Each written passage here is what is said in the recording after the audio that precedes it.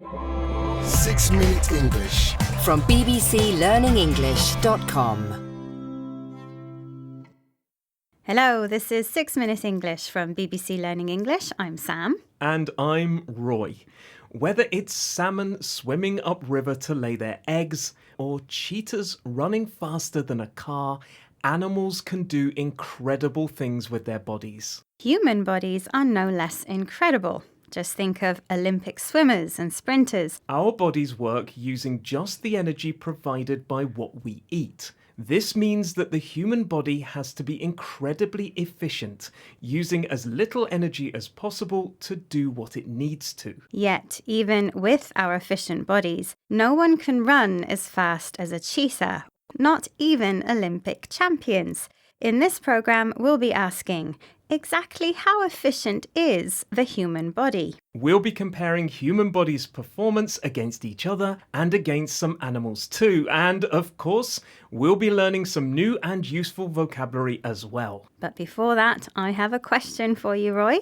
Efficiency involves an input and an output. It's about the relationship between the amount of energy coming in other words, the food we eat, and the amount of energy going out, the usual movements and activities of day-to-day life. So, according to this definition, which animal is the most efficient? Is it A, an ant, B, a whale, or C, a human? Humans are the most efficient animal. Okay, Roy, I'll reveal the answer later in the programme. To find out more about how the human body works, it's helpful to know how our species evolved. Here's Herman Pontzer, Professor of Evolutionary Anthropology at Duke University, speaking with BBC World Service programme Crowd Science. Humans are remarkably efficient. We walk on two very straight legs. If a human stands next to a dog, for example, the dog's got that funny bent classic dog leg shape, right? And that crouched posture is really typical of most animals. Humans have a very straight leg. And so because of that, and because our legs are pretty long for our body size, humans are part of the ape family. We're quite efficient. Humans are apes and evolved from the same origin as gorillas and chimpanzees. One big difference, however, is that humans walk upright on straight legs, whereas most animals are crouched, bent over at the knee and leaning forwards to the ground. This crouched posture is not an efficient way to move. Other animals, like dogs, have flat backs and move on four bent legs called dog legs, something bent in the shape of a dog's leg. The word dog leg can also mean a sharp bend in a road or path. So, the design of the human body makes it efficient compared to some other animals. But how do humans compare with each other? How do Kenyan athletes break long-distance running records while many of us struggle to run for the bus?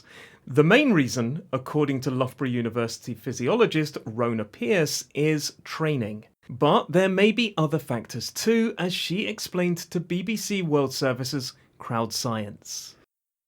Age probably comes into it in that there's probably an optimal age for tendon elasticity that drops off as you get older, so probably there's a sweet spot in age for running economy.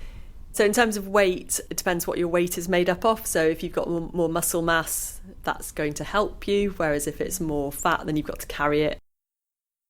Efficient running depends on having flexible muscles and tendons, and this flexibility drops off or decreases as we get older.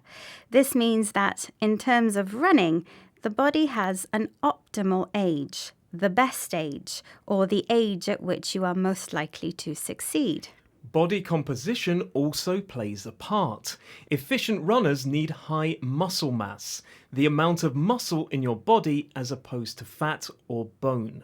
So, training, age, muscle mass, and genetics are all factors which, when they come together, produce a sweet spot.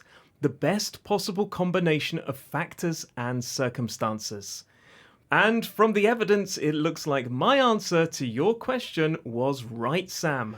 Yes. I asked which animal was the most efficient, and you said it was C, a human.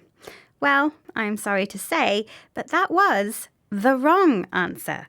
The funny thing is, and scientists still don't understand why, but the bigger the animal, the less energy it uses, kilo for kilo.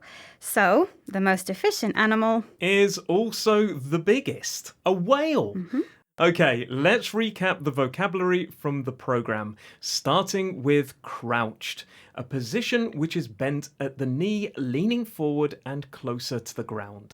A dogleg can describe something which has a bent shape, especially a sharp bend in a road or path. The optimal age to do something is the best age to do it. If something drops off, it decreases in quality or quantity. A sweet spot is the best possible combination of factors or circumstances.